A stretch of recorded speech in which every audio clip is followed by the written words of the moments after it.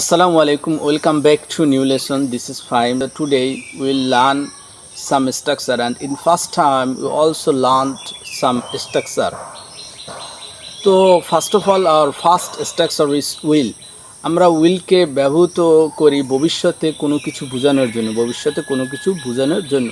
তো উইলের মিনিংটা তোমরা এরকমের বুঝে নিতে পারো যে উইল দ্বারা তোমার শেষে তোমার একটা সাউন্ড আসবে। যেমন যদি বলি যে খাবো, লিখবো, পড়বো, যাবো, তো এই দেখো যে তোমরা শেষে একটা একটা সাউন্ড আছে। তো তোমরা এটা মানে প্র্যাকটিস করলেই তোমরা এই সেন্সটা তোমাদের ক্লিয়ার হয়ে যাবে।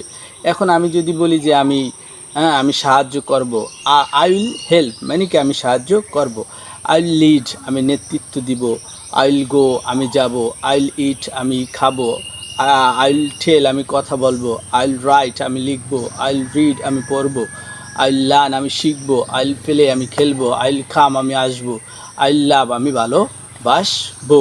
তো নেক্সট স্ট্রাকচার হচ্ছে যে তোমার মেয়েটা হচ্ছে কি, মেয়ে মানে তোমার সম্ভাবনা অর্থে। মেয়েটা মানে কি সম্ভাবনা অর্থে আমরা ব্যবহৃত করি। মেয়ে অর্থ পারা, মেয়ে অর্থ কি পারা, কেন অর্থও পারা, কিন্তু মেয়েটা আমরা সম্ভাবনা অর্থে ব্যবহৃত করি। ধরো তুমি বলতে পারো যে এরকমের আমরা বলি না যে আমি যেতে পারি। এখন তুমি ওই জায়গায় তুমি যেতেও পারো, নাও যেতেও পারো, মানে কি ধরো 50% তোমার সম্ভাবনা আছে। তো এক্ষেত্রে আমরা মেয়েকে ইউজ করব। তো এখন যদি বলি যে আমি সাহায্য করতে পারি, যেমন আই মে হেল্প আমি সাহায্য করতে পারি। আই মে টেল আমি কথা বলতে পারি। আই মে লিড আমি নেতৃত্ব দিতে পারি। আই মে গো আমি যেতে পারি। আই মে রিড আমি খেতে পারি। আই মে রাইট আমি লিখতে পারি। আই মে রিড আমি পড়তে পারি। আই মে লার্ন আমি শিখতে পারি। আই মে কাম আমি আসতে পারি। আই মে লাভ আমি ভালোবাসতে পারি। আমরা মাঝে মাঝে বলি যে আমার সময় নেই, কি আমার সাহায্য করার সময় নেই, আমার কথা বলার সময় নেই, আমার লেখার সময় নেই, আমার পড়ার সময় নেই। আমরা এই কথাগুলো প্রায় সময় এই কথাগুলো আমরা ইউজ করি। তো আমার সময় নেই এর ইংলিশটা হচ্ছে I have no time. I have no time means আমার সময় নেই। তো এখন যদি বলি যে আমার সাহায্য করার সময় নেই, I have no time to help. I have no time মানে কি আমার সময় নেই। I have no time to help আমার সাহায্য করার সময় নেই। I have no time to lead আমার নেতৃত্ব দেওয়ার সময় নেই। I have no time to tell আমার কথা বলার সময় নেই। I have no time to go আমার যাওয়ার সময় নেই।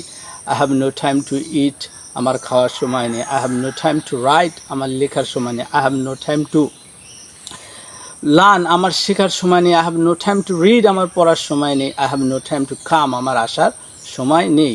I have no time to love আমার ভালোবাসার সময় নেই। From this structure you will practice more and more, and after that you will say one time you will be able to speak English.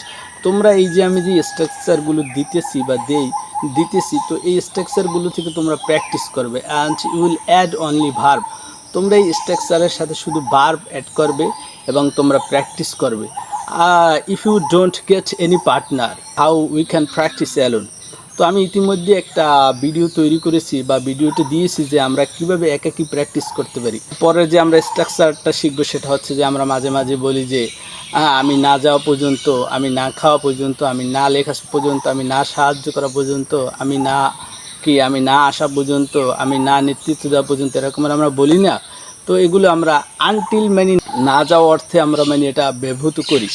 তো এরকম বলতে পারি যে আনটিল আই হেল্প আমি না সাহায্য করা পর্যন্ত, মানে না যাওয়া অর্থে তোমার এটা ব্যবহৃত হয়, না যাওয়া পর্যন্ত অর্থে। আনটিল আই টেল আমি না কথা বলা পর্যন্ত। আনটিল আই গো আমি না যাওয়া পর্যন্ত। আনটিল আই ইট আমি না খাওয়া পর্যন্ত। আনটিল আই রাইট আমি না লেখা পর্যন্ত। আনটিল আই রিড আমি না পড়া পর্যন্ত। আনটিল আই লার্ন আমি না শেখা পর্যন্ত। আনটিল আই কাম আমি না আসা পর্যন্ত। এখন যদি বলি যে আমি না হাঁটা পর্যন্ত, তো এটা কি হবে? তোমরা রাইট সেন্টেন্সটা লিখে কমেন্টসে পাঠিয়ে দাও। So thank you, that's all.